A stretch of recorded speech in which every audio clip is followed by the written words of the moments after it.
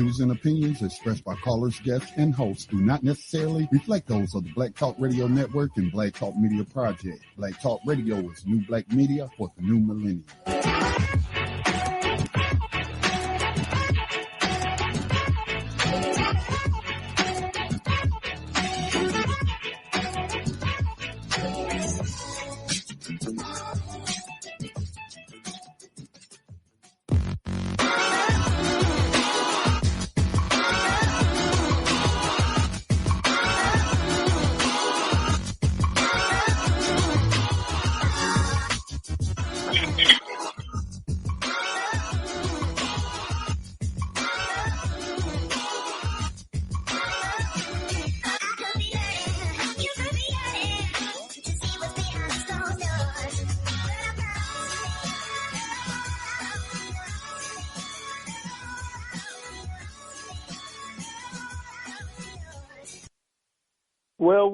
Well, y'all. Another episode of BIB Radio. That's BIB Blacks in Business Radio.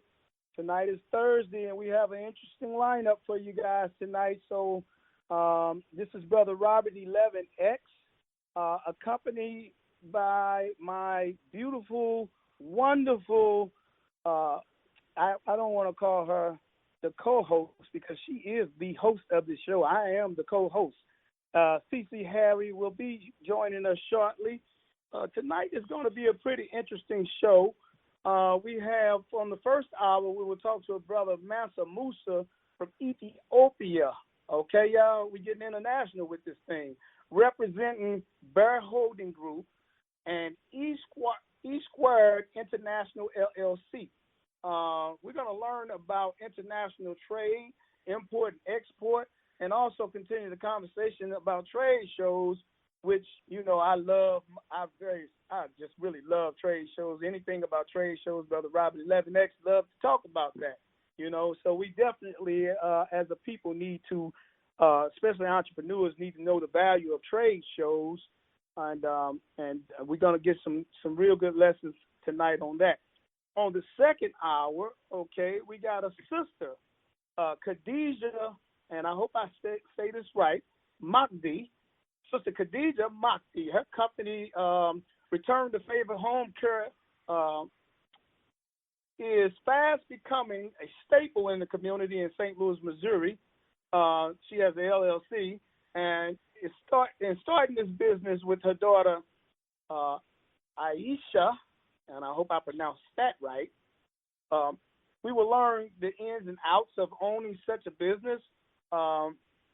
So this is going to be a pretty good lineup today because, the home health care, I went through some time in my life, about 7 years, I was taking care of my grandmother, and I had no idea of what opportunities or what help, I should say, help was out there for me because I'm a man and I'm not in the healthcare industry, and as an entrepreneur, you know, I just didn't know about what could have been aided to me, you know, what could have came my way in terms of some help. So I'm glad we got the sister on. I'm glad we got the brother on. But I just hope that everybody that has tuned in or is going to tune in, when you tune in, that you're in good spirits and that you had a good, very successful day. There's a lot going on out here. And, man, there's so much we could talk about on that note, you know, but there's just so much going on out here. So we want to definitely, I want to say to you all, you know, don't argue, you know. If you get in a situation, your road rage type of situation, don't argue. Just let it go and keep going, and don't even pay that next person no attention, because the goal every morning that you get up should be to make it home safely to your children and to your family. You know what I'm saying? So definitely, y'all, avoid the drama and stay calm and hold your tongue and just make it home to your family. You know, I'm saying that because I'm looking at news and I'm talking to people, you know, and all kind of stuff is happening. And a lot of times we're getting too emotional and reacting rather than responding to these type of situations. So definitely just respond and not react, and respond in a mathematical, intelligent way to these type of situations, fam, because people out here really they don't care right now. So, I don't know. I'm not in front of the switchboard. I was hoping to see if our first guest was on the line. His name is Mansa Musa. And Scotty, is he there or not? Yes, he's been there waiting patiently since before we came on air. So I'll go ahead and unmute his mic, and you can welcome him on to BIB Radio. Okay. Brother Mansa Musa. Peace and blessings. How's it going, brother? Oh, my brother, peace and blessings unto you as well. And it's going quite well over here for me, as well as I, in my mind, see it to be, So, and I see it as an excellent time for us. CC was telling me, yes. CC was telling me a lot about what you're doing, and I would like for you to open up by telling our audience what it is that you bring to the table of entrepreneurship. What do you do? Oh, and I do international trade, import, export, and tourism. Primarily, I do it with African countries to the United States. And I started this about 25 years ago and never looked back since. I get to travel around the world. I get to go see all different parts of the motherland, and then come back to the U.S. and go to trade shows all over the United States, and it's just exciting. I love it. Wow. So tell us about how did you start in business? Where did you start your business at, and what inspired you first to go into business, and then what was the first business you went into? Tell us a little about your history. Okay, all right. I had my uncle and my dad and grandfather all were historians, and so they had me reading all these books, and I was reading stories about Madam C.J. Walker and Mansa Musa and the Swahili traders and the Queen of Sheba going up and down the Nile and all this stuff, and I just said to myself, wow, I said, this sounds like the kind of business I could do, in the future. So it that kind of put the seed in my mind. And so as I was going through school, I would take different business classes and trade classes and DECA, distributive education class, all this kind of stuff, just to kind of get a feel for, what these people were doing. And in the history books. And so I started some small little lawn care businesses when I was a kid, but when I went to junior college, one of the professors was doing international trade of restaurant equipment. And me and him had a conversation, and I said, I think, this is kind of in my family history and so on and so forth. I said, I think I can do this with you. So I went into business with him. I think that was my first real business try at that point. Oh, wow. So now when you say you went to school, was that where you from, or did you go to school here in the United States? I'm from the United States. My family's from the Nottoway Plantation in Louisiana and the Franklin Plantation in North Carolina. Oh, okay, because I'm reading here about Ethiopia. Okay, where does it says? It was saying that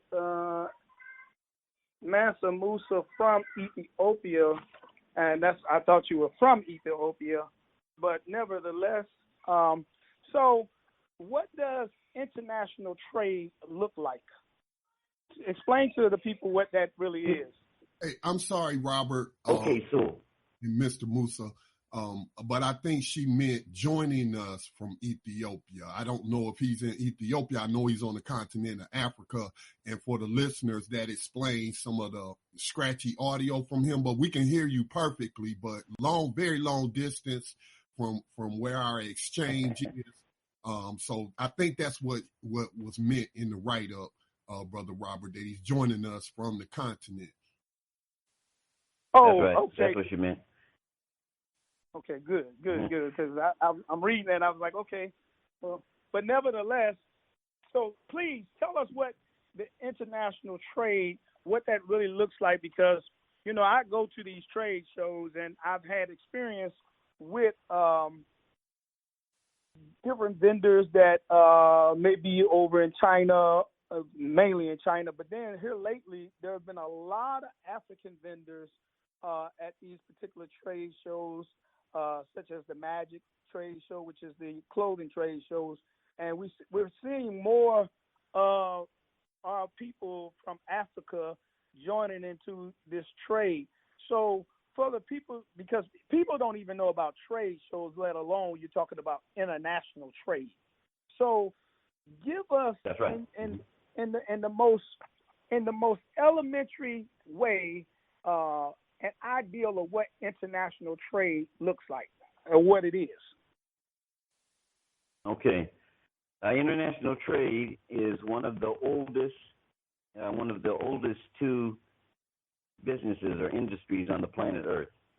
Okay. And basically what it is you got one group of people that live on the farmland, and you got one group of people that live on the ocean. Okay, the people on the farmland, they got grain and rice and fruit, and the people on the ocean, they got fish. All right, so the people who have fish, they want to trade 50% of their fish for 50% of the other commodities. So now the fish people got fruit and grain, and the grain people got fish to eat. And so that's basically what trade is. And so whatever resource you got at hand is what you're supposed to be utilizing for trading. That's your value, you know. And so this is what we talk about economics. It's the ecology, the land or the land or the water, and what's in the land and water that you're on is so important. So like when people say real estate's important, you know, what they really should be saying is the land is so important, because you can put houses on the land, you can dig oil out the land, you can grow fruit out the land, and use that for trade. All right. Can I elaborate? Go ahead. Okay.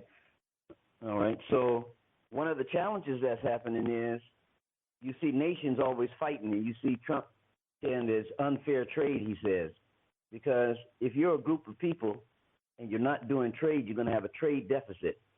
Or the people you're dealing with, if you're just buying from them, but you're not trading from them, you're giving them something and they're giving you something, okay, whether it's money or something else that you need, then you're going to have a trade deficit. So since colonization and the enslavement period about, 400 years ago or so, there's been a continuous beat down and decline for African people around the world, all the Africans on the continent and in the diaspora, of trade. So what we've been doing right now, we just became consumers. All we do is we just give our money to other people, but we don't get anything in exchange. So even though African Americans make $1.5 trillion per year, they give it all to Europeans and Asians and don't get anything in return. So we're really rich and powerful, but we're just giving our wealth away. Right. Yeah, you're absolutely right. I saw, with this movie that just came out, Black Panther, and I happened to see the breakdown in the wealth in the movie, and this was just 2 days ago. I think they were like $280 million made, I think, and they had said that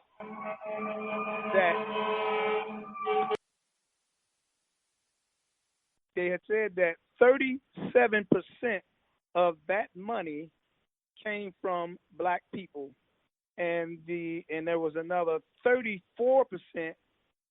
that came from Caucasian people, and then I think it was other, And so I had put a quote post up on Facebook in reference to we don't have a financial problem. We have a financial literacy problem. You see, that's right. And I totally agree with what you just said, because that 1.5 billion dollars that we spend annually, which is probably going to go up even more. It just clearly says to me what you just said. We have some issues that we need to work out as a people. So, how I want to know with you saying what you're saying in terms of the 1.5 billion. How do you see yourself? Trillion. Yeah, thank you. 1.5 trillion, right? How do you see what you're doing, or how do you use what you're doing to educate our people towards the opportunities that you have been blessed to come in contact with international trade?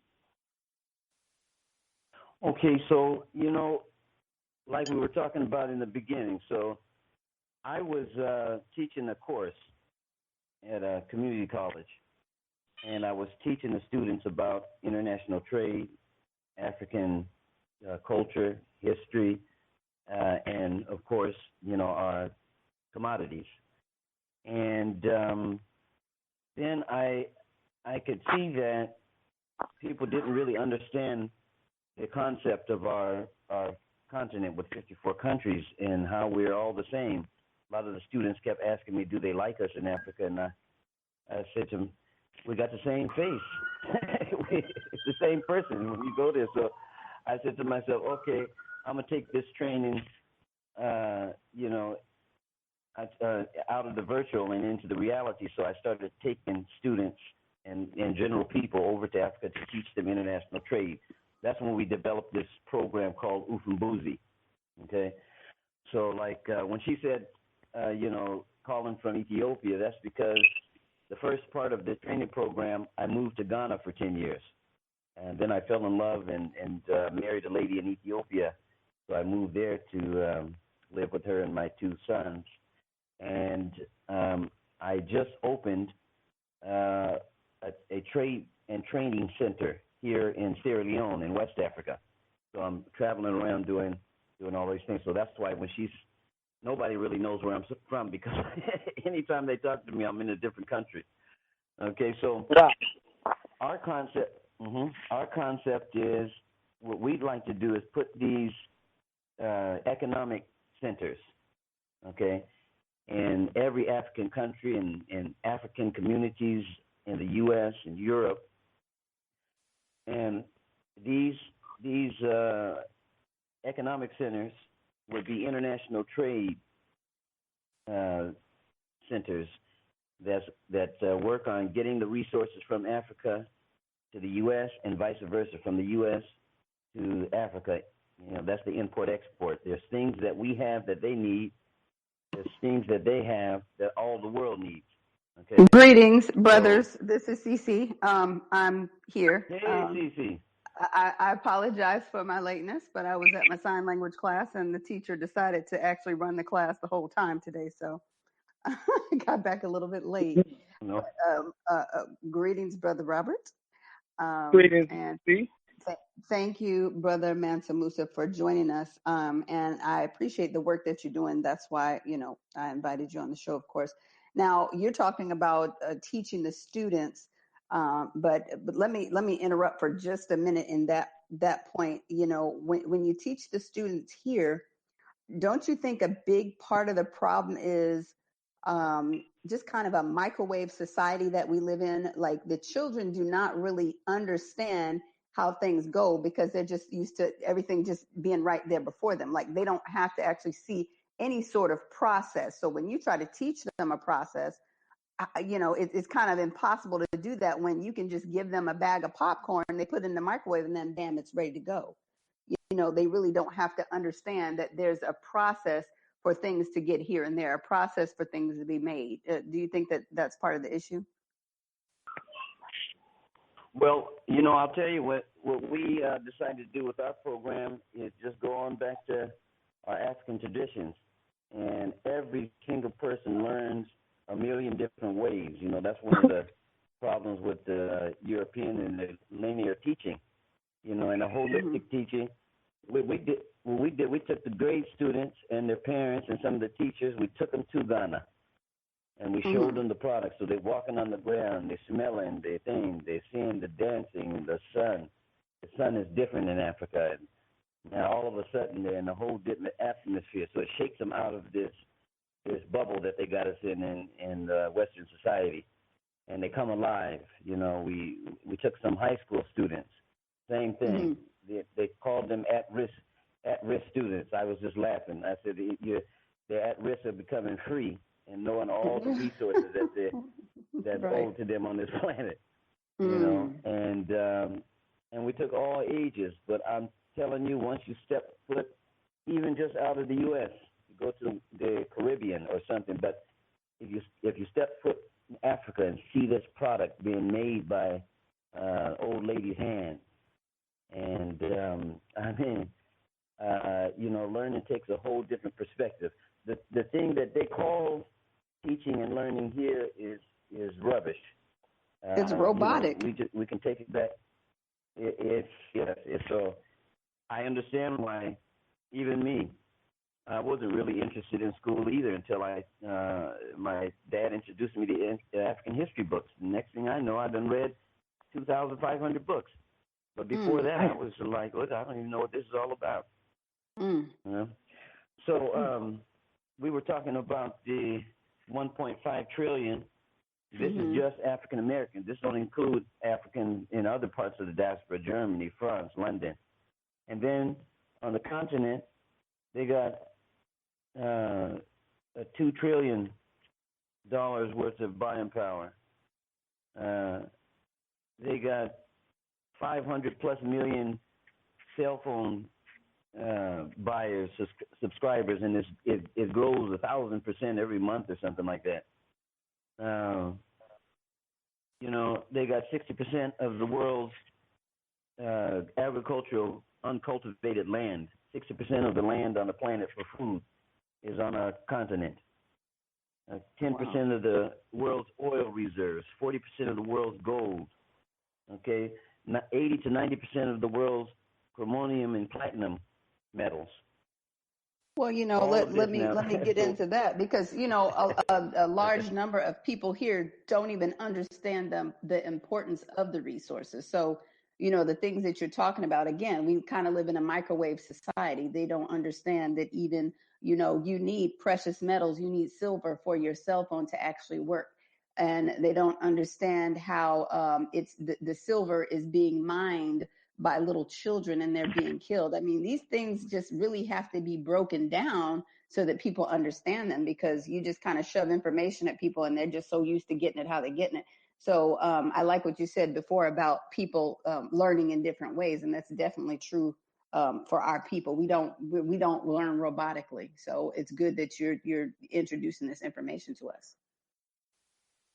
Oh, thank you. So why don't we do this? Let's take a break.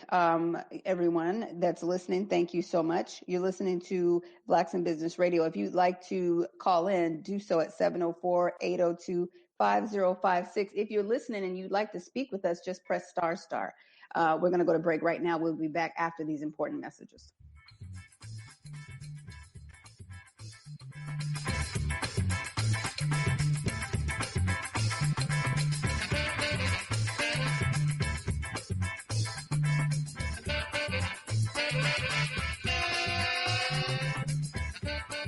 Hi, the Black Talk Media Project would like to invite you to become a member of the BTR Community subscription-based social media platform. BTR Community is a platform that was set up for the listening audience of Black Talk Radio Network, the #1 independent Black radio network online.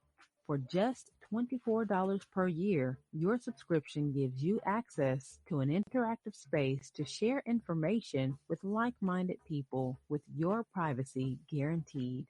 Your subscription will go a long way to help us maintain and improve our current media platforms.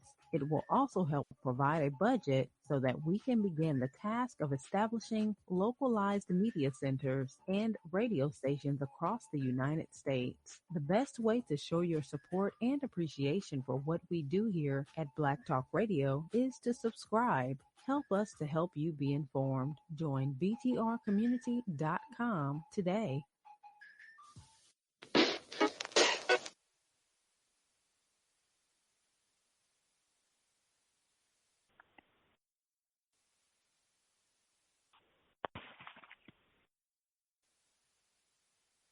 All right, I guess we're back now. Yeah, Brother Mansa? I'm here. Mansa's here. Yes. Huh? Can you hear me now? I'm sorry. Yeah, I hear you. Yeah. Okay, I was Right. muted. Okay, yes. All right. So, everyone, you're listening to Blacks in Business Radio. We're on Black Talk Radio Network every Thursday at 7 p.m. Central Standard Time. For our people who are listening, and if you would like to chime in on anything that we're talking about, feel free to just press ***, and we will get you right in on the conversation. We are talking to Brother Mansa Musa, who right now I believe are you in the Ivory Coast right now? Where are you? Very close, Sierra Leone. Oh, you're in Sierra Leone. Yes. But he is residing in Ethiopia, going back and forth from the United States to the motherland. And so he is here talking to us about international trade, import, export, and Brother Robert's favorite topic, which is trade shows. So let's continue on in the conversation. We were talking about the children learning, weren't we? Talking about let's see, was it the children learning? I think that's where we were. Yeah, we was right around that area. The mining of the resources. Yes, that's what we're talking about. Okay, go ahead. All right. So we were discussing. So the training program we have, like right now, we just opened up a trade center in Sierra Leone.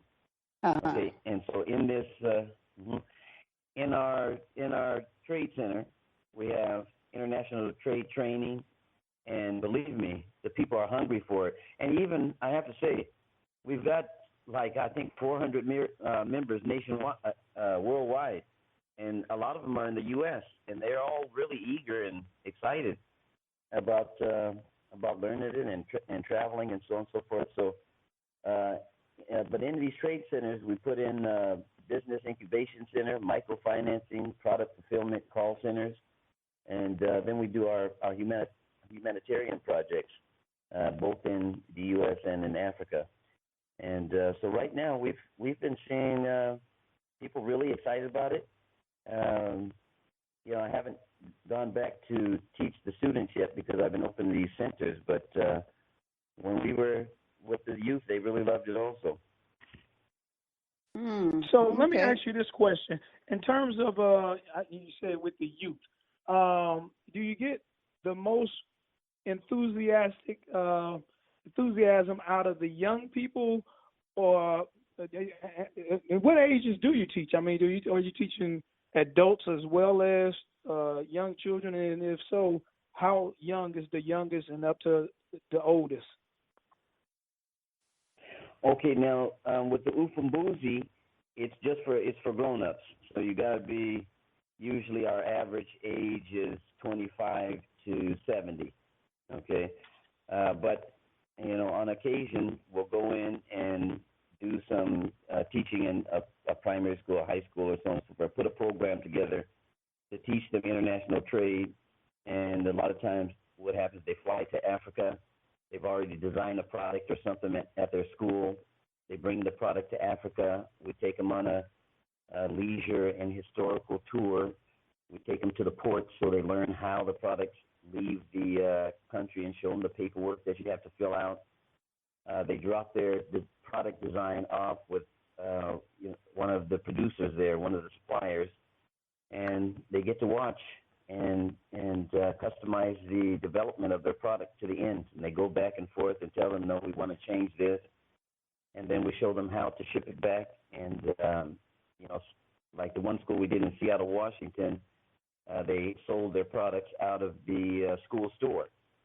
And and see, that's better learning. That's better learning than like Cece was saying, if they're sitting in a classroom like robots. Keep in mind, I mean, we used to have interactive learning, you know, in the African community and in Africa.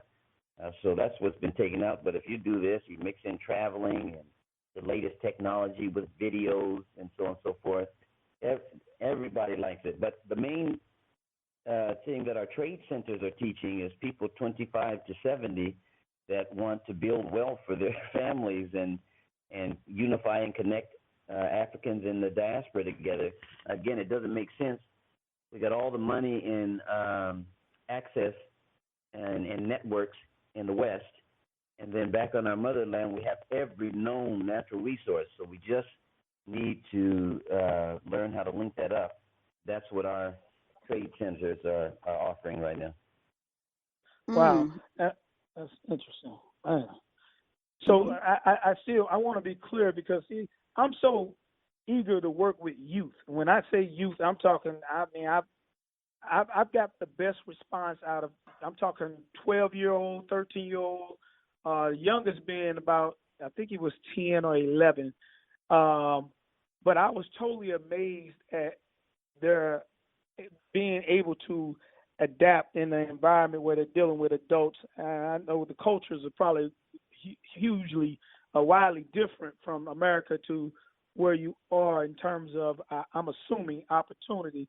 So a young guy over here versus a young guy over there, I mean, the young guys over here that I've had the pleasure of working with, it's just been such a joy because they just really want to prove that they can do this, that they're responsible, that they really want you to see them credible. Now, do you get experience the same thing when you're working with youth, or do you get a better result working with the more grown-up people? I get a better result with the youth because the youth are open. You know, they haven't had any kind of set things in their mind. So, no, I mean, with them, it's like magic. I mean, when I take these people to Africa, they absorb and build friends with people. They don't have any hang-ups yet, anything, you know. And, of course, they were born with all this computers. And so since my company is an e-commerce company, they understand doing all this social media marketing, and they understand e-commerce. They were born with it. And so all of this stuff just really flows with them. But what I found with the 25 to 70 group is it just may be a percentage less. You know, the percentage of them is less, but the ones that do, you know, come to it, they love it. And I've had so many people travel back and forth to Africa. Some have moved. Some have gotten married. I mean, the whole gambit. So no matter what, whoever really dives into it loves it. And can I jump on some trade shows? I don't want to miss out on trade shows before we. Yes. No, you're not gonna miss out on anything. We promise. Go ahead. Go ahead. Talk about the trade shows. Okay, so here's the other exciting part. Okay, so besides traveling to Africa or doing the tourism business, you make profit from all these things. That's the key. We got to get into the concept of everything we do. We have to make a profit that we're reinvesting back into our community. Okay. So sometimes people, they get nervous when you start talking about profit, but we all got to pay the bills. We all got to buy a house, so we got to make the profits, you know? Right. So here's the thing. This is what's so amazing. And like you said, here's the hidden secret that they did to us. Okay, so since the beginning of time, we've been doing international trade. Mansa Musa traveled all the way from West Africa, all the way across East Africa, past Egypt, all the way into the Middle East. His grandfathers took ships over to South America, Queen Candace up and down the Nile River, India, and everywhere. I mean, the Swahili travelers all the way to China. Then all of a sudden, this colonial colonization era came, and then we forgot. It's like we forgot everything. And so now, hey, we're free now. We got our blue passport. We can travel anywhere in the world, and we can go to Africa make an agreement with some of our brothers and sisters, and take these products. There's a trade show in the United States for every product known to humankind. Yes, Okay, sir. you go to this trade show, you pay maybe $2,200 for a booth. Okay, let me give you an example of the money you can make on this day. So, okay, let's say you pay $2,200 for a booth. So you end up paying $5,000 for travel, hotel, whatever. And let's say you went to Africa and you bought 5,000 baskets at $10 each. That'll cost you $50,000, right? Mm-hmm. Okay. You bring those to the U.S. You sell them for $25 each. That's $125,000. Mm-hmm. Okay. You spent $50,000, so that leaves you $75,000 profit. Let's say you had to spend $25,000 on the booths and different festivals or whatever. That leaves you $50,000 profit. You know, let's say you did that in a 90-day period. That's $150,000 in your pocket per year. Plus, you're giving people in Africa jobs. You're giving people in the U.S. jobs. You got to hire some people to help you at the booth. Now, what's so sweet about these booths? What state is? I know Cece's in Central. So you must be in. Robert and Where I are you, both Cece? are in St. Louis. We're both in St. Louis. St. Louis. Okay, they got a I'm St. Louis from gift Seattle, show. but I'm in St. Louis now. Yes. I knew you from Seattle. That's right. Okay, exactly. All right. Yeah. So you know we got this the St. Louis gift show. We got the Seattle gift show. Where's the other brother from? Scotty Reed is in North Carolina. Okay. North Carolina got North Carolina Furniture Show. It's a huge show. You can be bringing furniture from Africa, buy it in volume, get a less price, and you bring it to that North Carolina show. You set up a nice booth. You come in whatever kind of clothes. It's warm and nice in the convention center and high class. People come. Only store owners and store buyers are allowed into these wholesale trade shows. Okay, of course they might have their family member or friend with them, but most 90% of the people that come to your booth, first of all, they're only going to stop if they like your product, so you're not wasting time. Mm-hmm. And then when they stop, it's going to be a store owner. Okay, now this store owner is going to come in. Maybe they order a few samples, one at a time to take back to study, and then they eventually going to order 100 units, 1,000 units, 500 units, and they're going to order this on a regular basis. That's what wholesale trade shows are all about. This is what we've been cut off completely from this. And they have wholesale trade shows for, like you say, magic is for the fashion industry. They have a wholesale trade show for coffee. You can go to Ethiopia, get the best coffee bean in the place where coffee originated on the planet Earth. And you can be shipping it to the U.S. and supplying Starbucks and all these people. And we're not doing it. And then Right. Ghana is the third cocoa producing country in the world. You got all organic. Everything I'm talking about is organic and handmade. Organic chocolate. We're not shipping our own chocolate like they used to have at Frederick and Nelson's, Frangos. We need to have our own Frangos coming out with the all natural. It's so delicious. Okay? All the diamonds and the gold are under our feet, and they got diamond and gold and gemstone trade shows. You just go set up the booth. You don't even have to run around calling people on LinkedIn. You just set up your booth and put your product out there, and the people have been going to these shows for 30, 50, 70, 100 years. These shows have been going on. So all the customers are already laid out for you. They got a marketing program written right into the program when you pay your fee, and they market to all the stores for you and show them ahead of time who's coming in, invite them to your booth.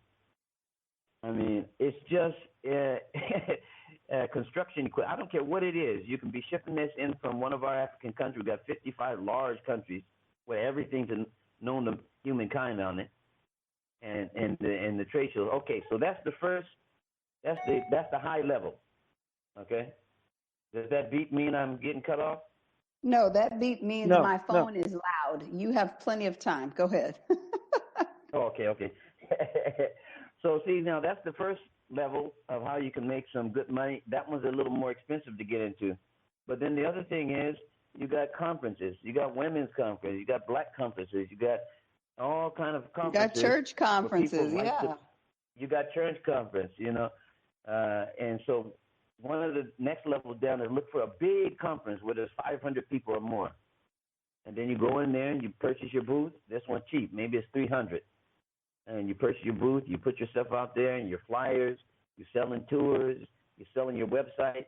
You're selling your products, and you can make a killing doing that and get a huge client base, and that's Right. cheaper. Then the next one down is festivals. I used to like to, so I come in, what I was doing before, I just come into the U.S., I do one big trade show, I do one big conference, and then I'll pick some of the best bands that I like, or cities and states that I want to go to. If I want to go down to New Orleans, Louisiana, or Atlanta, I pick one of those festivals, big ones, and then go down there and enjoy music for free all day while I'm making money, selling bracelets. That sounds Mm. like you are Okay. truly loving what you're doing in entrepreneurship. And, we need to really have like weekly conference calls talking about these things. We talk about trade shows all the time. Well, because, Robert, that's his thing. He totally does trade shows all the time. But as far as like the connection, because a lot of our minds just get kind of blocked. When you talk about going out of the country, some people haven't even been out of their state or city. But when you talk about going out of the country, it's like, oh, a brick wall just comes up and people are like, what? They just can't fathom doing anything outside of the United States. And that's just another set of programming. So I think we need to really set up some like weekly conference calls where we are just kind of bringing people into this information, and if they have questions, just always be available weekly for questions so that they can get this going. Definitely, I I think so too. I absolutely agree. But Yeah. I got a question for you because I mean, every time we talk trade shows, I just get so excited, and I Yeah, I'm remember wondering my why you're so very quiet. first I'm shocked. right because right because I remember my very first trade show. The vendors at the trade show, I had them all laughing at me. They were just laughing. They said, "This got to be your first trade show." I said, "Yes," because I would go up to these guys. I was like, "So, how much are these jeans right here?" And they was like, "Well, we our price is $12.90 a pair." I was like, "Hold on, wait a minute, man. You telling me these jeans are $12.90? They sell these back home in St. Louis for $50 a pair. You telling me these are $12.90?" I was loud, brother. I was crazy. We all had fun. They had fun with me. I had fun with them. I met black people that were living in China. It was just blowing me away. Exactly. I mean, I'm from St. Louis. I've been a few places in the United States, but I'm in this trade show, and now I'm talking to people that's international, and they're walking up to me. "Where you from, brother?" "I'm from St. Louis." And they're shaking my hand. These people from all over the world. We met people from China, from Africa. I mean, it just blew me away. Then I went to the international side of the trade show, and I was talking to now you have to buy by containers. This is the side where they only sell by containers. And so I'm looking at shoes by the container, and I'm looking at some really nice styles with no names on them. They didn't have no name branded on them. So I'm like, "Man, these look really nice. How much are these?" And they were like, "Well, we sell these. Your cost would probably be about $5, $4. I'm like, "Huh? 5 and 4?" And Exactly. I say, "So exactly. can I order like 20 dozen?" They were like, "Oh, no. Container only." No. Container only. And so I was learning so much language that, when you on the retail side of it, you only if you ain't been to school for this business, for retail or any business, you don't know the language. The man said, "Well, turnkey." I was like, "Okay, where the lock at?" So I mean, we just I was being so transparent because I needed for everybody that came in contact with me to teach me, and I learned so much from that first. The international trade shows, and Las Vegas is just the hub for trade shows It's just where it all goes down in Las Vegas. So I mean, for you to be on here and talking about international trade and then trade shows, period. I mean, I'm sitting back and I'm like, man, I want to know, but that's why I want to ask you, what was your very first experience like when you went to your very first trade show? The same thing that you had. It was the same thing. Exact. Listen. Okay, so here's the thing. So my uncle is from Mali, okay, and he married a lady from Kenya, and they had this beautiful store in Seattle on Broadway called Uzuri. Cece, did you remember Uzuri? Africa Mama? No, I was in Tacoma, really. So Seattle area, like 20 years. Was it born to 20 years ago? More than 20 years ago? Yes. Okay, then I would not know. But okay. So I quit. Okay, I was making $120,000 a year doing some corporate job, same kind of international trade thing, but I really wanted to learn again. I wanted to keep on my quest to learn this international trade, and so I told my uncle and his wife, I said, listen, why don't you hire me, and so I can kind of learn about how this is working. And she said, listen, she said, we know how much you make at this corporate job. What I can offer you at this shop is just nothing. I said, well, couldn't you offer me a commission? She says, well, yeah, I could, but the salary would be so low. I said, I don't care about the salary, just make a decent commission. So she said, 10% commission on anything I sell and $8 an hour. And she said, now I know you're going to say no. And I pulled my calculator out. I added 10% on everything. I said, oh, no, I'll take the job. I think it was 120 days later, she was paying me about, I don't know, $8,000 check in a month. She said, listen, we got to renegotiate. But so listen, so now they were keeping some things secret. So they're teaching me a little bit at a time. I'm trying to figure out this lady is a genius.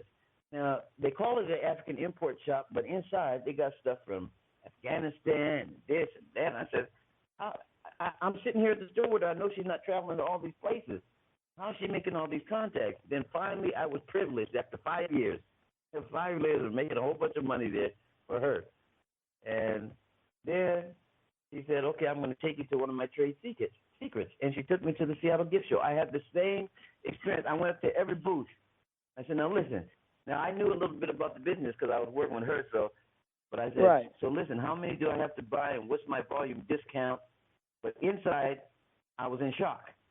And I said to myself, right. I've been sitting over here on the retail side, standing up and walking around all day selling one item at a time when I could have been here selling container loads. I said, The whole time I was having an epiphany in there. I kept it a little quiet only because I've been in the industry, but believe me, I wanted to scream and shout and say, why you mother? Oops. Why people didn't tell me this? Why you didn't tell me this? So then I made a plan, a strategic plan. I said, over the next 24 months, I'm switching from retail and wholesale. Because like you said, I went in there, people from Afghanistan, people from Russia, people from China, people from Nepal. Everybody had a booth. I said to myself, out of 400 booths, though, every time I go, even today, there's only 1 or 2 African booths, nothing permanent. And so that's why we're creating Ubuntu. We want to unify our people. We need to be a permanent representation at all these trade shows every month that they're in existence. Exactly. Selling all our goods. Exactly. Yes. Exactly. Yeah, that's why we have to get the information out. Exactly. Mm-hmm. So now we just buck walk in. We've been back and forth to Chicago a lot, and I've been really trying to dig into the trade in Chicago, because Chicago is a really huge city, and I really slept on how huge Chicago is and the amount of money flowing through that city on trade.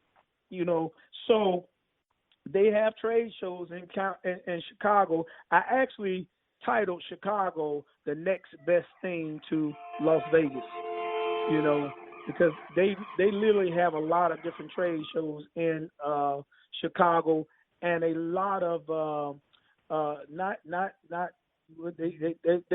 they smaller trade shows. They're not on the large scale, but they're more small. They're smaller trade shows, and it's opening up to. I'm seeing something different about Chicago.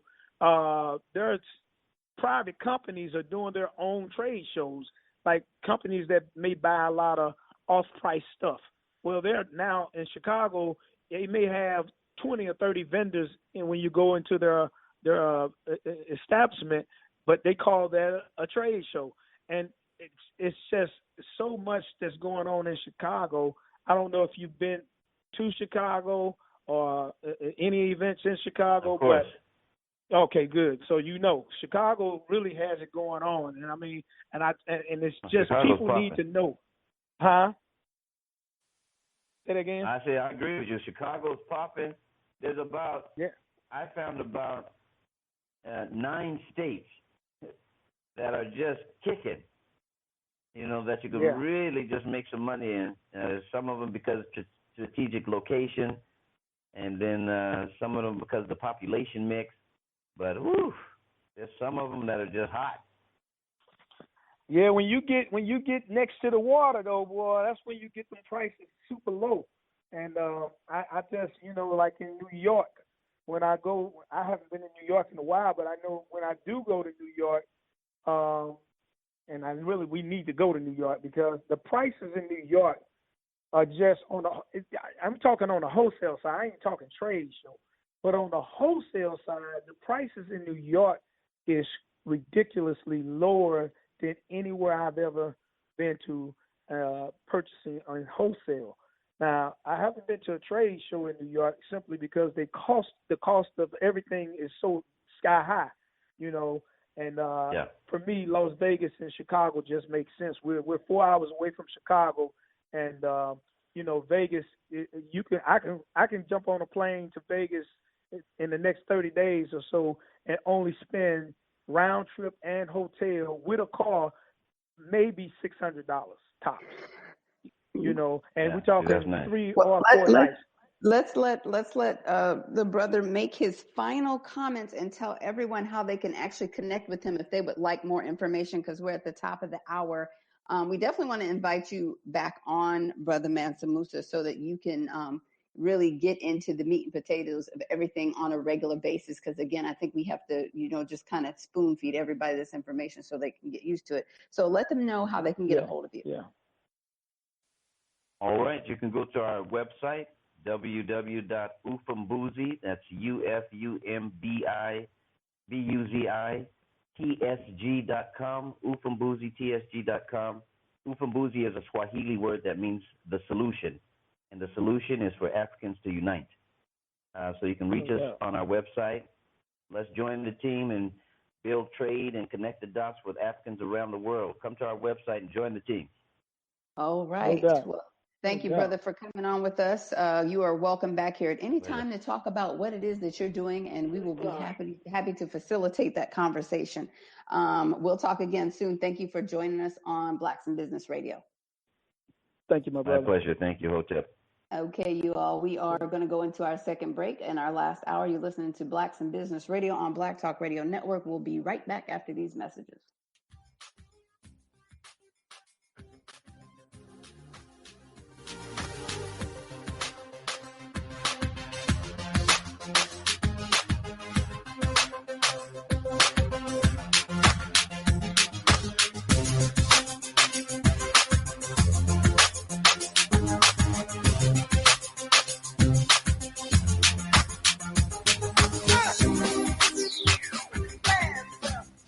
Make Black Talk Radio your choice for digital black radio.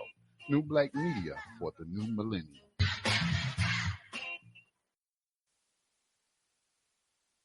All right, everybody. Welcome back to Blacks in Business Radio. I am one of your hosts, Sister Cece, and Brother Robert. Are you still there? Yes, I am. Okay, perfect. Yes. All right. Yes, I'm here. I'm here. All right. Well, that was a wonderful guest because we just really, really, really need to be thinking outside the box, especially now with the economy changing. There's a lot of people that are going to be cut off from certain assistances, and we have just kind of grown accustomed to these certain things a certain way, but as the economy is changing, we have to change. It's not that we have to be broke and poor and struggling. We can actually use this opportunity to rise above, what it is that we've been fed. So I thank that brother for coming on and sharing that information, and hopefully we can connect with him more times than today. And I thank you, Brother Robert, for having that information, because I know I did not know what I know until I knew you. So I'm just so thankful. Yeah, so that was good. What did you, huh? I said, you're more than welcome, CC. Okay. So what did you think about that information? Is international trade something you'd like to engage in? Are you thinking one day you would like to have a booth yourself at the flea market, at the trade show? The trade show. Yes, and yeah, definitely. You sales, and that's something I did discuss with him. The whole notion of why you should be in sales. I mean, so yes, he just took it on a whole nother level. I like how he the whole ideal of trading on a whole nother level, wholesale, caught him, and that's where I did not gravitate towards that idea per se. I inquired about booths at the trade show, this, that, and other. But when you're down here on this retail end, you kind of get stuck, and you know, until you evolve in your thinking, you stay here, and it's a good money in retail. I mean, on this level, is great money, but on the wholesale side where he's at, you don't deal with what we deal with on a daily. As he said, he's dealing with guys from all over the world. These are business owners that would say, okay, give me a trailer load of that and a trailer load of that. See, that right there will make you really want to stay into sales. You know what I'm saying? Like he said, they're not stopping at your booth unless they're interested versus, you got some exactly. looking. Yeah. And that's a whole nother level of buying, because that you definitely are going to have some buyers, not just in your city, not just in your state, not even just in your country. You have buyers from around the world, and that is some serious power right there. So for all of you that are listening and would like more information, make sure that you reach out to him. You can also reach him on Skype. I mean, that's how I found him. Well, that's not how I found him, but that's how I talked to him. You just type in Mansa Musa and you will find him, and you can message him on Skype. But go to his website and look him up and see what they're doing. I mean, his LinkedIn page is very elaborate. I was like, oh Lord, like what part of this do I copy and paste over? This is a lot of information. But I mean, what he's doing is a big deal. He has decided to remove himself from this country. And he is from Louisiana. He's from Louisiana. He lived in Wow. Seattle, he grew up in Seattle. I did not know him in Seattle, but that's where I was reaching out to him, was when I was in Seattle. It took me 2 years to catch up with this man. Oh, maybe it's been 2. No, it took me 3 years to catch up with this man, because I've been trying to get a hold of him before I even met you. I've been trying to get a hold of him to do an interview with him because I thought he was actually in Seattle. He's not living in Seattle, but he still does visit in Seattle. He does go back and forth, in and out of the United States. But I mean, it just took me forever. And then just one day, boom, I was able to connect with him. And I was like, oh my gosh, I have been trying to get a hold of you forever. And he just laughed because he knew it was true. But he said, that's the thing. People think that he's in the United States. And sometimes it's kind of hard to connect with him because of the internet, blah, blah, blah, all that stuff.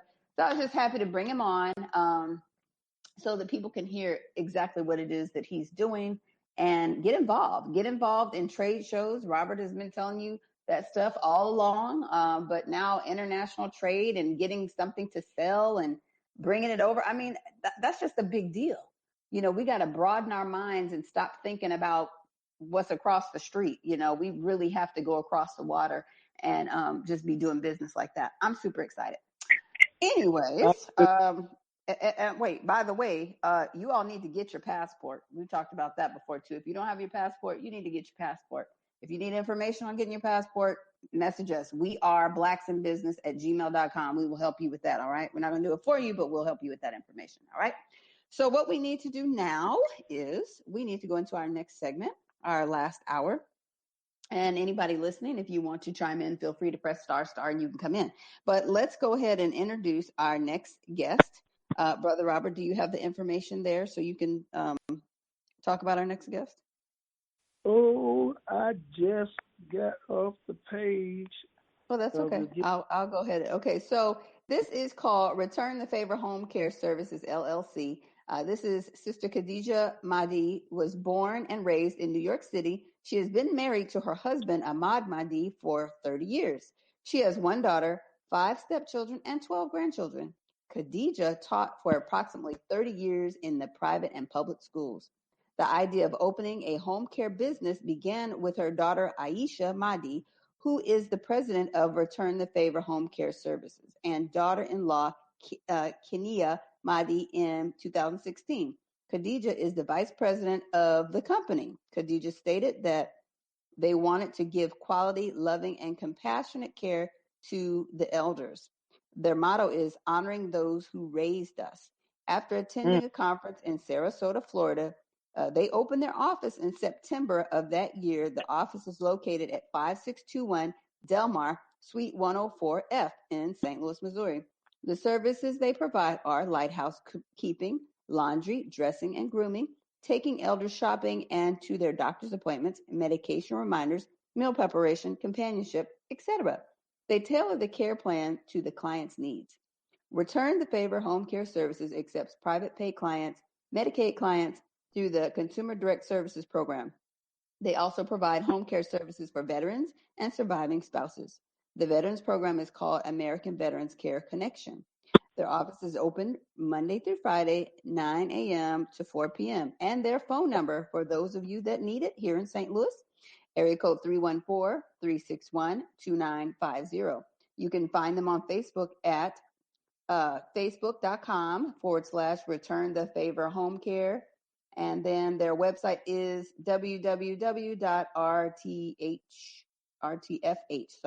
rtfhomecare.com. You can email them at rtf8 home care. Let me start over, Lord. This is very small on my phone. rtf home care. There it is. rtfhomecare@gmail.com. Okay. So if you need that information again, we will give it again at the end of the hour. But let's go ahead and welcome on Sister Khadijah. Hi. Can you hear me, Cece? Greetings, Sister Khadijah. How are you? Greetings. I would like to thank Sister Cece for inviting me. My daughter should be on, and my daughter-in-law.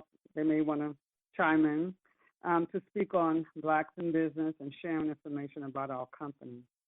Yes. Well, I see Kenia on, but your daughter is not here, so you might want to text her and she can come in at any time. It's fine. Oh, okay. Mm-hmm, she's coming from work right now. Oh, shoot. I know about that. Okay. Well, again, we thank you for coming on, and we also have Brother Robert on. You all can greet each other. Sister Khadijah, Brother Robert. Assalamu alaikum, sister. Walaikum assalam. How are you? I'm fine. And you? I'm doing great. Very excited. And I just met Cece last week, and I mean, it's just wonderful. It's just powerful. So I see that the both of you are empowering African Americans and others that are listening about what's going on in St. Louis. And I listened in on the last person, Mansa Musa, and he talked about the language of the business and going into this home care business from teaching is a whole different language. So I just wanted to share that before we continue it on. Okay.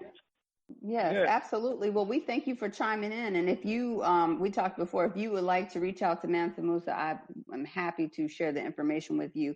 And I'll happily share the show with you too, so you can go back and listen. But tell us about your teaching career. You've been teaching for quite some time. What made you want to become a teacher? Oh, I could see myself when I was about 5 or 6 years. I guess 6 years old, because so many years ago. I'm not going to say how many years ago. So many years ago. Children didn't start school until we were about 6 years old. So I think I was about 7. And I just liked the idea of the teacher talking to us. And then she let us come up to the board. And from that moment, I said I wanted to be a teacher at 7 years old, 6 or 7.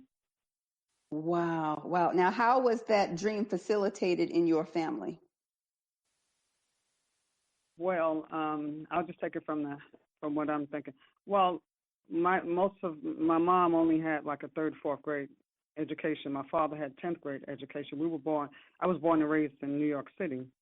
So my mom, because of the fact that they migrated from the South to the North, they're looking at the opportunities that the North would bring, and especially during that time. We're talking about the late 50s. We're talking about really the early 50s. And they wanted a better education. They wanted us to have better education. And so the push from my mom and my dad was to go to school, and then once you finish school, go to college. So we got that support. Oh, okay. So basically, because they saw themselves at a deficit, by not having that education and that educational push, they just wanted to make sure that their children went forth and did something great in education. Yes, and we all did. Yes, I believe it. I absolutely believe that's wonderful. So when you went through the process of becoming a teacher, when did you decide, okay, I might want to segue into something else? Was that kind of a fluke, or you just kind of always knew that you want to be doing something else? Well, I kind of knew I wanted to be doing, and I'm laughing now because when you say, was that a fluke? I remember growing up in New York City, and I just want to throw out that I lived a few blocks from Mosque Number 7 and Tipper Number 7, Mosque Number 7 in New York, and so I was 21 years old when I converted to Islam, and while I was there, we put together an adult education program, and I was going to college at that time.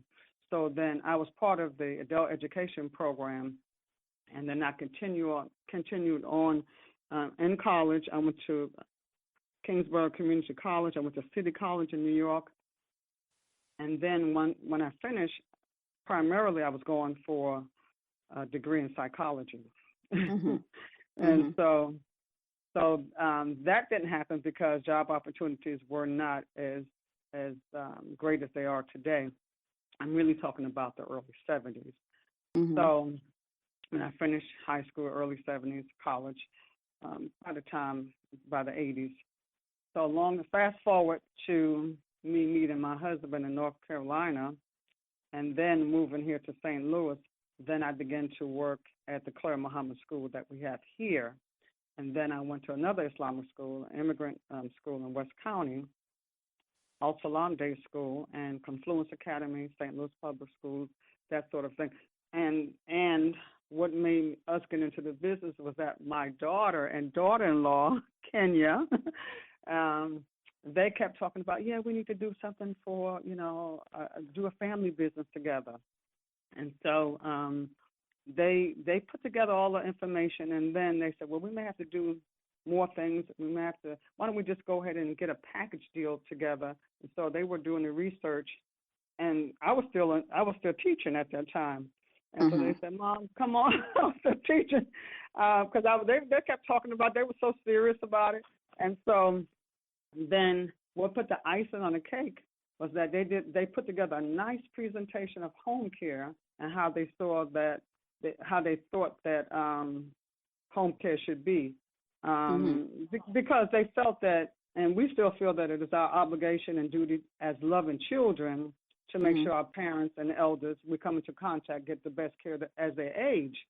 So we just kept talking about this, and so we decided to go to a presentation in Sarasota, Florida, that which is called 21st Century, that deals primarily with home care and home health care. And so that was in 2016. So then that's so you all attended that presentation? We all attended the presentation together. Yes. Okay. We were there for about 4 nights and 5 days. Okay. So after you attended the presentation, did you think, wow, yes, this is something that we need to go forth and do? Or were you a mixed bag? Or were you like, oh, Lord, I don't know what I'm getting into? How did you feel? I felt like, let's go. We were all like, Okay. we were all in it together. We said, let's go. And that's what we did. We put our minds together. We met like once or twice a week. And when we went before going to the conference, they sent us like about 6 or 7 binders. And so I had a whole set of binders here, and Kenya and I, we began to make copies because Ayesha lives in Atlanta, Georgia. So we began to make the copies, and we sent Ayesha the information she needed so that we would be on a conference call like we are now, and we would discuss things that were in these binders to get our minds together to learn the home care business because we didn't know anything. Right. And that is amazing to me because I've seen your flyers and everything that's all put together. You would think that you guys been in the business for 25 years. No, ma'am. Since 2016. Just since 2016. Oh, well, that's a blessing to be able to have the heart and entrepreneurial drive and the passion to take care of our elders, because we know that the whole business exists because it is needed. Now, it's needed, but is it ever properly done? That's kind of hard to say because myself, I became a caregiver, I think, in 2007 or 8, somewhere around there. And I just remember thinking, this is not right how this is being done, because you see so many things going by the wayside. You see from the corporate level, like the stealing, you see the abuse of the adults, you see the mismanagement of the care, you see you see so many different things. And if you are passionate about caring for others, you automatically want to do something. And some people do step out, as you all did, and open their own business, but then some people just kind of sit silently and not know what they should do. So it's very commendable that you all stepped out and did what you did. Yes, and I want to say basically, because we all have that kind of heart, the heart. My daughter is, she's never really been a disrespectful child. My daughter-in-law, loving and just, nobody works together 100%, but in terms of the respect level that these young ladies have, and that's why I stepped into it as an older person. And I would also like to add that what brought us into the business is we're passionate about enhancing the healing process of the seniors, not letting them go by the wayside. And our veterans, we want to help them strengthen their mental and physical abilities. And we're a non-medical companion care company, but we really pride ourselves with listening and being compassionate to the seniors that we serve. That's so important because I think a lot of times because they are seniors, people feel like they sort of have the upper hand. I don't even know if it's subliminal or not, but it's just something that happens. The younger generation tends to start trying to boss them around as if they have no power. And it's like, hey, they've been on this earth way longer than you. You need to chill out a little bit and listen to what they want. Even if the client has, dementia or some sort of memory loss or whatever, they still deserve the utmost respect, But unfortunately, there are people in the business, whether it be corporately or the workers, they tend to forget that foundational respect that is needed. And, I'll admit too, when I was a caregiver in the very beginning, I kind of thought I needed to be the bossy boss to the person too, because it's like, okay, well, hey, they hired me on to do this, so I must need to control everything, So I kind of thought that way. And I don't know when it finally came around to me. I think it was probably my second private client that I had, older Black lady. I loved her. Oh my goodness. She was in Seattle, and she, Now, before I knew who the Honorable Elijah Muhammad was, she had this picture on her dresser, and it was like a newspaper clipping of him. And then she said that was her father. Now I kind of knew something, but I'm like, okay, how is this man her father? I mean, I knew he was somebody, but I didn't really know. But, and she would hold it up to her face and she'd say, see, look at our nose. Our nose is the same. But I knew she was sliding into dementia. So I would ask her daughter, okay, is this really her dad? So we used to kind of play around with that a little bit. But in caring for her full time by myself and seeing the children not really stepping in where they needed to step in, it just kind of gave me a different heart. I was just like, wow, these people are just kind of treating her as if she has no say, so that just kind of made me just really have, fresh eyes for the situation. And I just decided, hey, you kind of need to shut up and you kind of just need to listen. So what is it that she wants? I don't care if it's something different within the next 5 minutes. You need to really listen to what she wants. She's been here for a long time and she deserves to get what she wants. Even if it's 5 cups of water in 3 hours, whatever it is, she deserves to have that. So, I mean, it's so much in this business that needs to be said and needs to be done. And if you can have a good agency and if you can have great caregivers, I mean, you just are really on the right path. And your name just says it all. I mean, I know you all have a passion for it.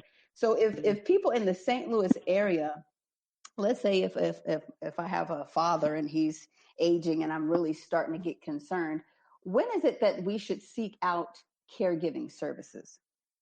Okay, okay, I want to start by saying that for our elders, they still have wisdom, and like you mentioned, CC, we should treat them with the utmost respect. I think that some of the tell signs, or the signs that we can notice in our parents as they age, and my mom is 84 now, and I just went to see her last year. And one of the things I always like to look for, are they still keeping their house up? And so that was a big check. And then when you talk to the elder or, your parents that are over, I would say 75, are they coherent? Are they making, are they asking you, saying the same thing over and over? Also, are they eating? Are they sleeping? Are they taking too many medications? These are some of the things to look for. And if they're driving, are they getting in accidents? I don't mean to joke about that, but they're starting to lose a grip on being able to maintain themselves.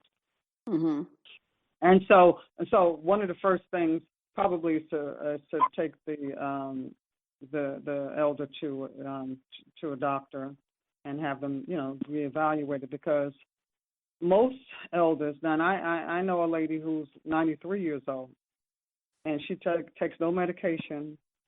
She's not a vegetarian, but she takes herbs, and she keeps literature on her. And that's another thing that I wanted to talk about, was to make sure that if the elders are not eating right, that's another thing, then that causes a decline in their health, and the diet is the thing that's pushing a lot of our seniors into Alzheimer's or dementia or Alzheimer's.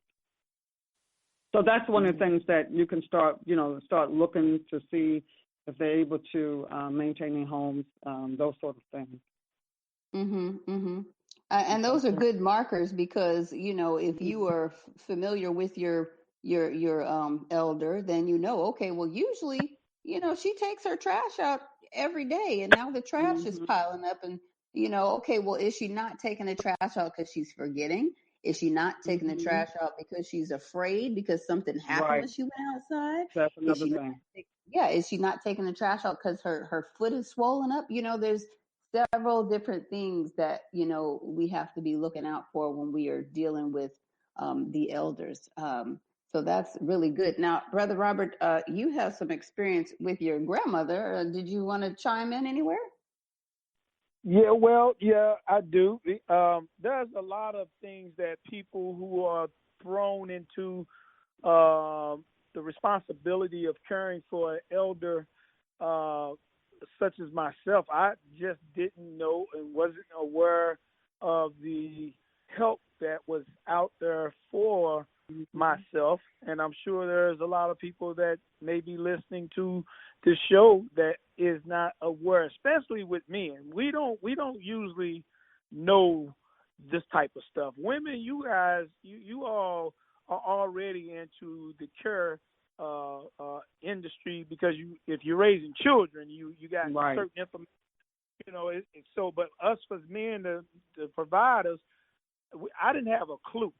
So I took care of my grandmother for 7 years and only had help come in like 4 hours a day. That's what the state allowed. Right, with the Medicaid. And I'm going to tell you, I literally lost everything, including my mind, because it's so much work when you're so unaware of what's available to you as a caregiver. And so for me, I would just like for you to at least tell people that may be in that position something that they can do, some help that's out there for them, working along with your facility or independently, however.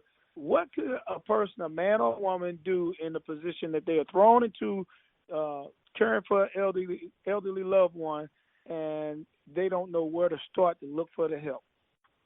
Okay, one of the things that they can do is call our office, which is 314-361-2950. And because every individual is different, and depending on the level of care that the individual may need, then that's something that we could talk about. And once we do that, because I helped a few families to qualify for Medicaid, and there's a limit in terms of the amount of income that person can have in order to qualify for Medicaid. Then we also do private pay for those who may make $1 or $2 or $3, $5, $10 above the threshold of receiving Medicaid. So that means that the income that they have to use that income to pay their rent, buy the groceries, doctor's appointments, and so on, food, and so on and so forth. So for those individuals, then we say we can set up something like a private pay system where a caregiver could come into the home maybe 2 to 3 times a week for about 2 to 8 hours a week. And you'd be surprised if that caregiver is a caring person, and that's what, I pride myself on wanting to do, is not to hire people to go into the homes. They think they're going to go down there and go to the people's home and watch soap operas or whatever. One of the things that we do is we have training, and some of the training for the caregivers, and I talk to them. And I want to digress for 1 minute, but I'll get back on some of the things that we do to help, in that vein. I had a person call me who wanted to work with my company, and so they were referred by another agency. And when I heard the person talk, the person was about my young age, and they was and it was like a disconnect in terms of the personality. I didn't feel, and that person was younger than me. I just didn't feel a spiritual connection, and so I left it alone. And then when I talked to the person today, we fixed the schedule for them to come to the office. And then they called me early and said, can I come early? I said, no, because I have another appointment. And so then the person said, oh, okay. And, it's just the way, it wasn't a bad okay, but it was just like they was turning me off. You understand what I'm saying? Oh, and right. When I rushed back to the office to still meet that person, I said, well, maybe I'm being a little judgmental. I said to meet that person, and I was there at the time I was there 10 minutes earlier. The person never showed up. So I said, thank God. You know what I mean? That's a clue right there. Yeah. Yes.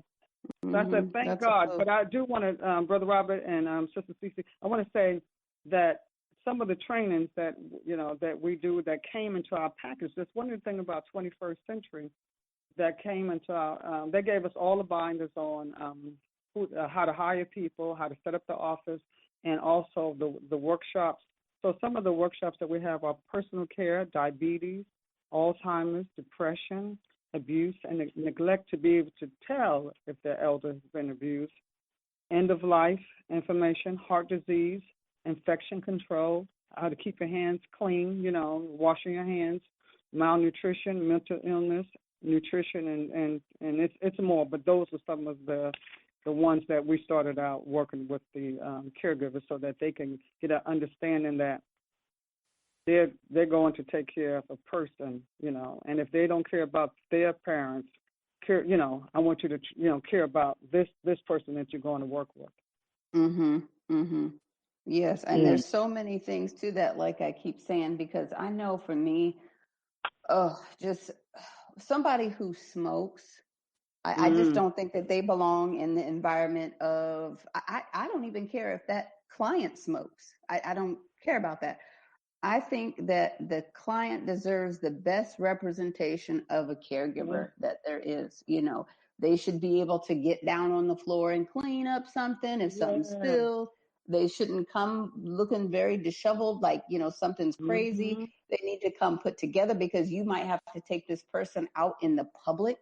Exactly. And another thing I've noticed is some people don't mind if the caregiver is wearing scrubs, but some people do mind because they have a certain dignity about them. They don't want to feel like they have a medical care person with them. And that's something you have to talk with the person about. I mean, all these things are key for the person having the best care possible. Like my lady, she looks wonderful every single day, and she, you never see her looking down at all. So I know that when I go out with her, I need to make sure that I look a certain kind of way. She doesn't say anything because she's so appreciative of me being there. But at the same time, I know the caliber of woman that she is. So I want to make sure that I look I look very favorable. You know what I'm saying? Yeah, exactly. But all these things really matter. I mean, my biggest thing really, really, really is that cigarette thing, because I cannot stand cigarettes. So if you are a caregiver and you're taking smoke breaks and you're coming in, you're smelling like smoke, what is that doing to your client on a physiological and spiritual level? Do you think about that?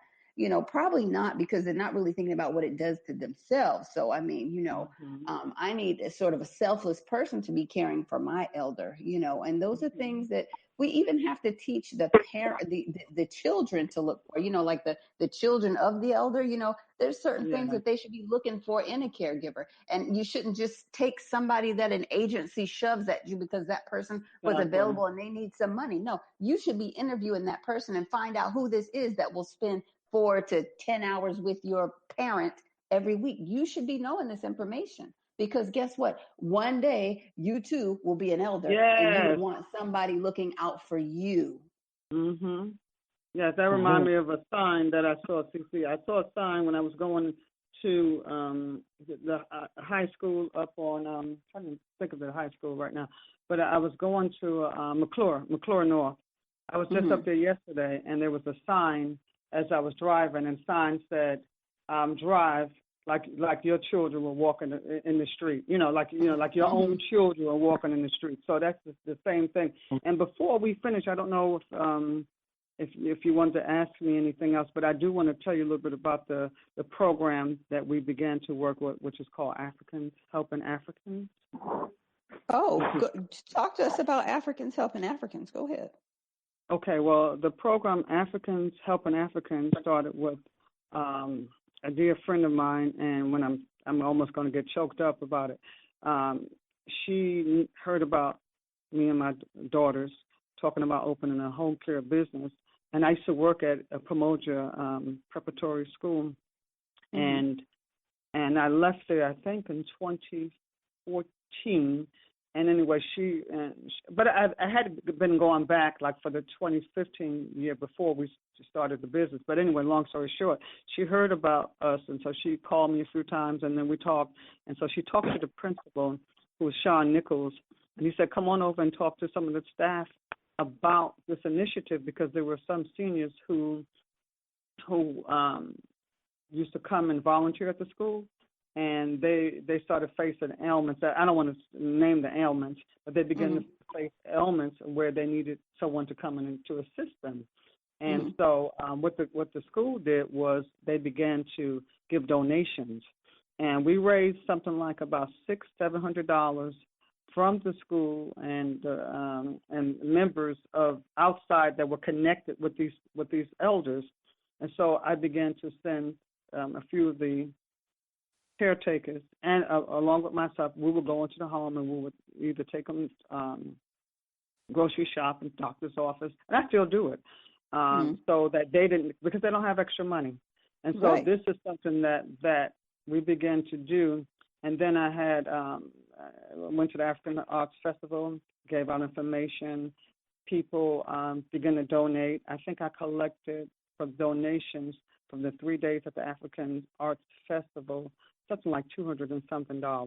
And I also met a young lady who's been with me ever since last year. She came in as a volunteer and to help me with this venture. So every other week, she's in college now, she'll come to the office and she does work. So this young lady who started this Muwembe Bynum, Africans Helping Africans, I would like to take it to the next level, and she just passed on in January. So I would like to, I think early February, late January. So I would like to continue with this. And for those who would like to give a donation, we do have a GoFundMe.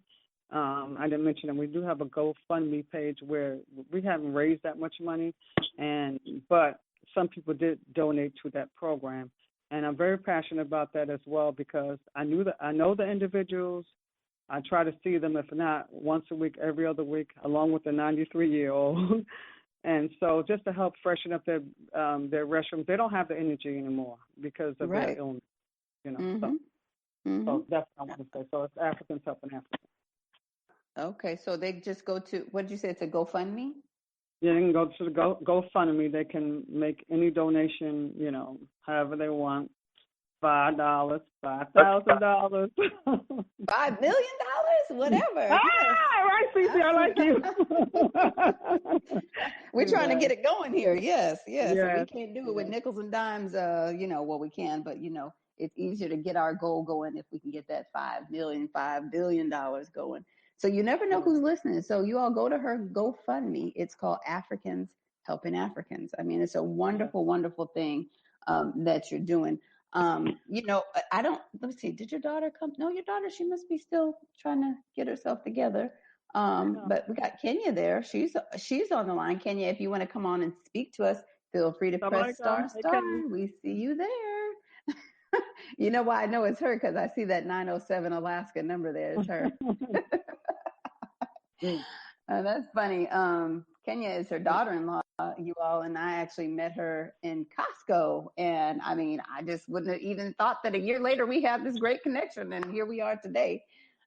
She's there. Let's see. Yes, Kenya, are you on? Hello. Can you hear me? We can hear you. Welcome. Yeah, we can hear you.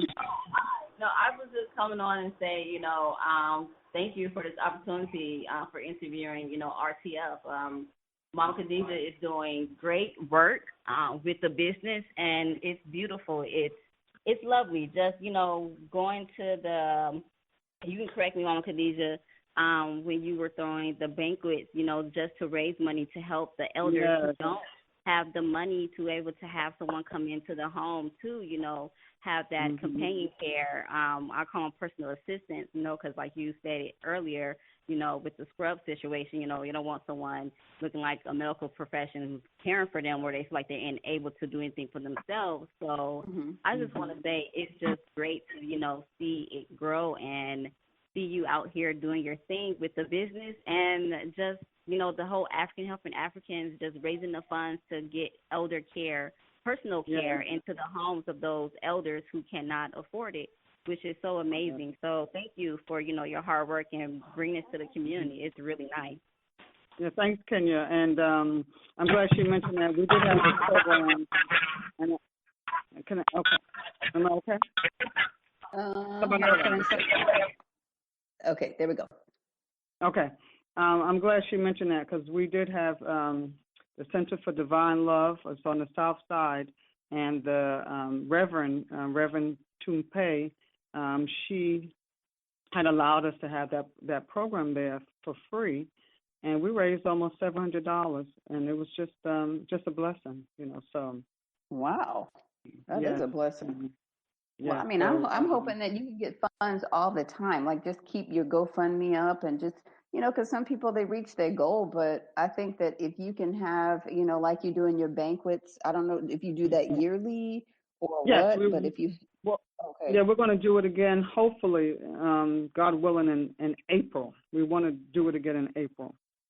Okay, well, Blacks in Business would love to be involved in that because, what you're doing is so important to our community, especially when you speak about the elders that can't afford, because I don't know what people think, but this stuff is not easy to navigate. And then if you have nobody in your family helping you put these things together, and you're an elder person, you just go without. You just say, forget it. I mean, you just leave it alone. But the government within itself, even if you have somebody helping you navigate the system, it's not easy. Because if you're a person and you're not making a whole lot of money, you're living off your husband's pension and they cut it in half because he died and all this other stuff, you're living off of almost nothing. And then because you own property, they want to have you do the government spin down, where I think means they're going to take your house once you pass away. Is that what that is?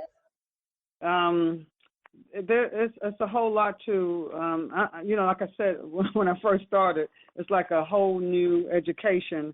And the more I find out about it, even if now what people have to do, you have to look at the picture long range, like Mansa Musa was. I'm talking about it differently. He was talking about in terms of going into business, trying to buy wholesale, all of this, he had to learn how to do that. And the same thing, even with the Medicaid. If someone has assets, right, they almost have to really get rid of the assets, not 1 year, 2 years, 3, almost 5 years before.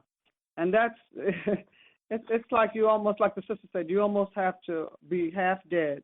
And look, I can't talk about Medicaid too much, but I don't want to talk about too much because they're helping to pay me. But in terms of, you can. It's just you have to be aware. You have to study. And this is for, hopefully, if there's younger people that are listening, begin to broaden your horizon. Get into start listening to Blacks in Business. Because that's going to take them to a whole different level in terms of financially, how they would live out their older years. If you're starting off not having that much money now and you don't think money is important, that's, but anyway, you know what I mean. That Absolutely. It's an indictment on us not even being able to leave something for our children. And so we're, it's a lot that has happened to us as a people, but I digress.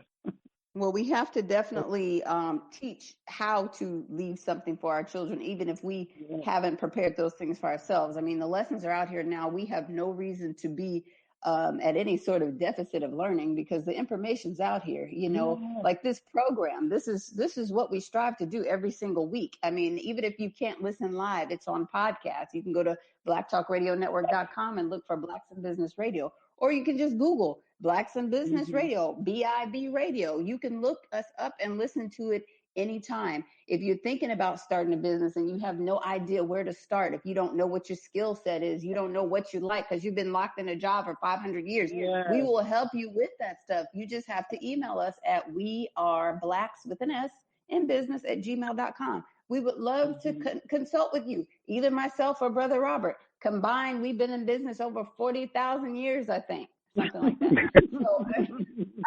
So So if you reach out to us and you need resources, I am the infopreneur. That is what they call me. I like to find out different information for people. I bet you whatever it is that you're trying to figure out, I can help you figure it out. So just reach out to us. We are blacksinbusiness@gmail.com anytime. We will happily get back with you. So, yes, Brother Robert, you're kind of silent. What are you thinking about right now? Oh, no. I'm I love people who love people, and I mean, this is definitely a subject that's very near and dear to me. And again, for anybody that's out there that has been thrown into the caregiving role because of whatever that may have caused that to happen, you don't need to think that you're by yourself or alone. This is where you find out. This is where you realize you have to come to realize that what you are doing is not for everybody in your family to do. They wasn't chosen to do this. That's right. The ones who are doing that, if you stepped up to the plate, then be able to understand that you stepped up to the plate, and not you and the other family members. You stepped up to the plate. So don't look for the help. Just if the help comes, be thankful that it did come and keep on pushing like you're doing right now. But also with that, reach out to the Sister Khadijah and call her because she can help you walk that journey. You ain't got to walk that journey alone. And I can say that it can be very stressful if you walk it alone and you don't have the correct information. So, Sister, I appreciate you coming on the show and sharing what you know with our audience, because we as the people need to know. We just need to know. So thank you. Yes. And I do want to mention. Okay. Go ahead. I do want to mention one more thing too, is that the older, we're living longer.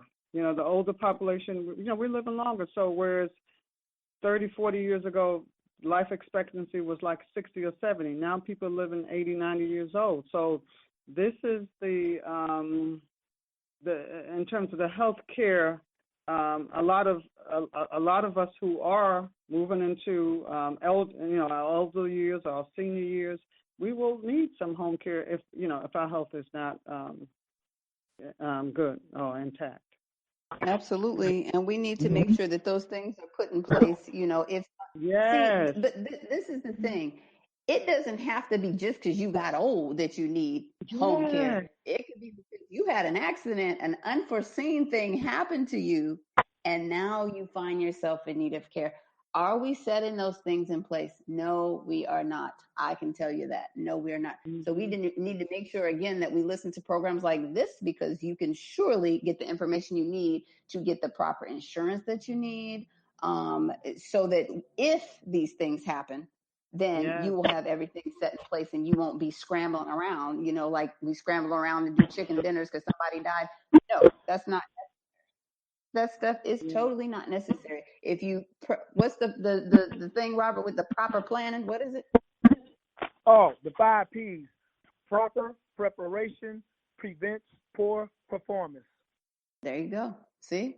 So if you got those 5 P's in place, you are not at any sort of deficit. And you should start thinking about your parents too. Because your parents, I know you think of them as your parents, but they are also adults that are getting older.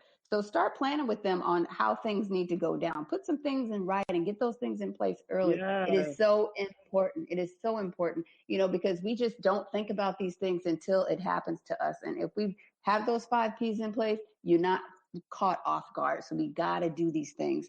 I am also looking up some information because caregivers also need to learn how to take care of themselves, especially the ones that really go hard. They're compassionate and they're trying to do everything. Caregivers tend to not care for themselves, and then they go and lack, and then they end up getting sick. So if you're a caregiver, you must learn how to take care of yourself. And I'm looking on the AARP website, and they have something called taking care of those who need you is one of the most important roles you'll play. We're here to help. Okay, so they have a guide to help you take care of yourself and as you're doing this caregiving thing. So again, reach out to us. We can help you brainstorm. If you are out there and you're taking care of your mom and you pulling your hair out, you need a break, you're not understanding the government system and all these things going on, reach out to us. You're not alone. You're not alone. We would love to help you. If you would like to start your own caregiving business, you may be in a different state, but I bet your sister Khadijah could help you with what it is that you need to start doing for that. She can tell you which seminars to attend, what state office you need to go to, or whatever. So make sure that you reach out to Sister Khadijah. Okay, so Sister Khadijah, for your consulting, how should they get a hold of you? Okay, so they should just, they can call me or email me. The office number is 314-361-2950, or they can email us at rtfhomecare@gmail.com. And just state, the nature of your call and if you're interested in whatever they're interested in. If they're interested in home care for their parents, or they're interested in finding out about how they can set up a home care business, or whatever issues that they may have. Even if they have an interest in talking to you about teaching, if they're a teacher and they want some advice or whatever, because you've done it for so long, surely they would be able to reach out to you for some advice on lesson plans, or what programs you use specifically for Black children, or if you got some little boys in your classroom and you just don't know what to do because they're not learning or whatever, however the system is set up, they should be able to reach out to you for that, I'm quite sure. So what we want to do is give you the platform, for some last words, and then we're going to get ready to end this show. Okay, one of the things I did want to mention was about nutrition. Okay. And I have a fact sheet on Alzheimer's disease for 2016, and one of the first trainings that we give the caretakers are on Alzheimer's diseases, and one of the things that I wanted to mention is that Alzheimer's, which a lot of people don't realize, it's also related to how we eat and what we are putting in our body. And what happens is that, Alzheimer's is the most common form of dementia, and it affects a person's ability to carry out daily activities, and it affects parts of the brain that control thought, memory, and language. But I do want to say the two things that they found out was that in the person's brain cells there are plaques. When plaques build up, it's like if you look at how electricity moves across the power source, from one point to the next. That's how it should be in our brains, right? But because plaque is built up because of what we eat, that sort of thing, then the plaque blocks the movement of messages through the brain, causing this memory loss, confusion, and personality changes. So I would like to, because I'm reading this paper here. They say there's no treatment, right? There's no cure. There's no cure. But they're giving people all kind of medication. Right. So why are they giving you the medication then? If you think that there's no cure? We know that things can be healed through food. We know that. Right. Food. And it says exactly, and herbs, and this. You and I, we still going to get together on this. Medications are available that may slow Alzheimer's, lessening the symptoms, but they are unable to stop or reverse the disease. So all of these medications and stuff that people are taking, what they need to do, and that's one of the things I point out to the caregivers and some of the seniors that I'm working with, that we have to change our eating habits. We can't be drinking beer. We can't be eating all of these fat foods that have, like McDonald's and all of these places. You have to really cook fresh greens and to keep your body healthy, because those are what they call the the phytonutrients, or I hope I'm saying that right. But nutrition plays a big part in this. And as I look at the senior that's 93 and the others that are in their early 80s, they're eating a good diet. You know, even if they eat a little meat, they're not eating meat every day. They're not buying all this processed foods. So right. I just wanted to, and also there are many websites that they can look at. Like one of it's many, but What the Health is very, very. If people looked at that and they can see, they'll see where this young man talks about how he lost his parents and how his health began to go down. He's in his 30s, 40s, 40 years old, and he's, aging. So when he began to start eating a plant-based diet, all that medication, and I'm not saying that you don't need any medication. Some medication is good for people for, until they're able to eat right and talk to your doctors. Don't do this on your own. We're not medical professionals. We are not giving medical advice. We are talking to you about right. Yeah. Talk to a doctor. But if we were to do this, then this will help us live longer. We'll have less ailments as we age. And I always go back to the 93-year-old lady that still drives. Okay? What else do I need to say? Right. Well, we definitely want to make sure that the people reach out for the plethora of information that you have for them, because it's not just about a business, but it's about treating the whole person. So we just definitely thank you, Sister Khadijah, for coming on. I look forward to talking to you later. We look forward to doing a commercial for you on here. And may your business be blessed in abundance. And we will definitely talk with you soon, okay? Yes, thank you so much for having me, Brother Robert and Sister CC. May God continue to bless you. Yes. Well, thank you all for joining us for this episode. Oh, sorry. Did you talk? You just say thank you. Okay. Thank you for.